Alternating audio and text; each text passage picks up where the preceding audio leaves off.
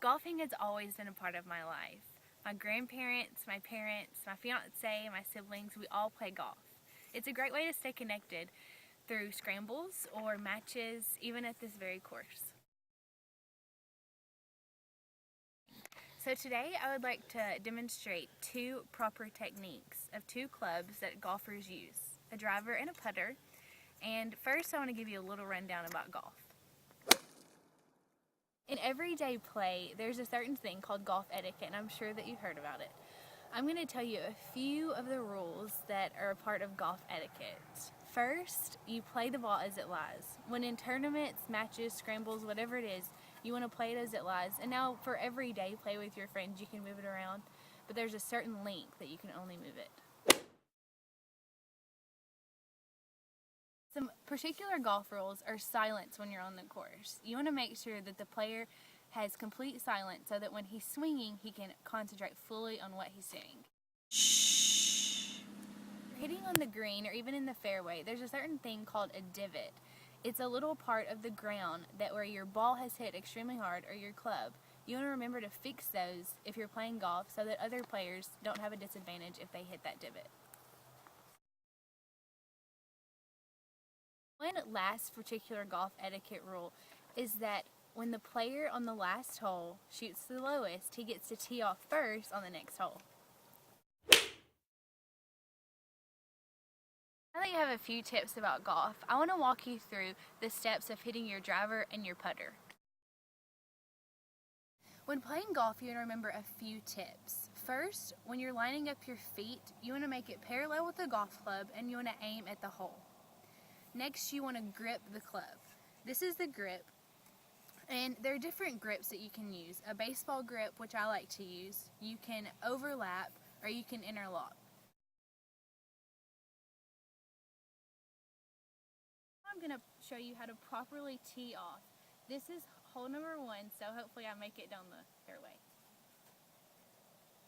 Remember to keep the club behind the ball. Spread your feet parallel to the ball and the club, aiming at the hole. Bend your knees slightly and get your grip, and then If you've never played golf before, this could be a little more complex to understand, but all you have to do is get out there and practice.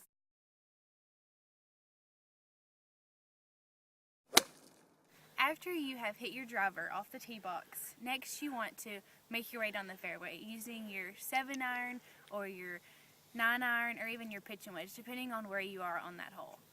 Last, you want to make sure that you get on the green. If it's a par 4, you want to be on the green in 2 so that you can have 2 putt shots.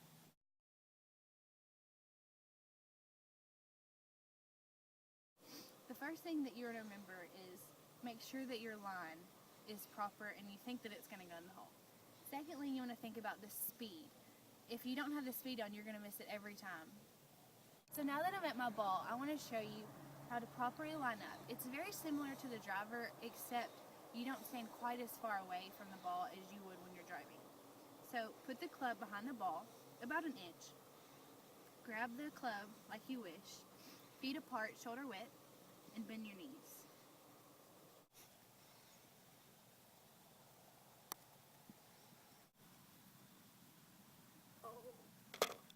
After you've played golf and you've practiced a lot, it can be a really fun sport. Remember to always play with someone that you love. I love playing with my grandpa. He always tells me great stories about my grandma and how she'd win tournaments, and I love playing with my fiance. That's something that we share, and I think we're going to spend a lot of time doing in our future.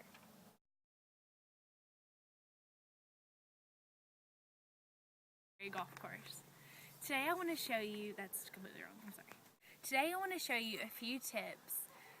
I forgot my fiance and I love to play golf. Today, meaning that if you make a par on each hole, as you all, wait, I'm sorry. I don't know. Full focus when they're swinging. Past hole gets to a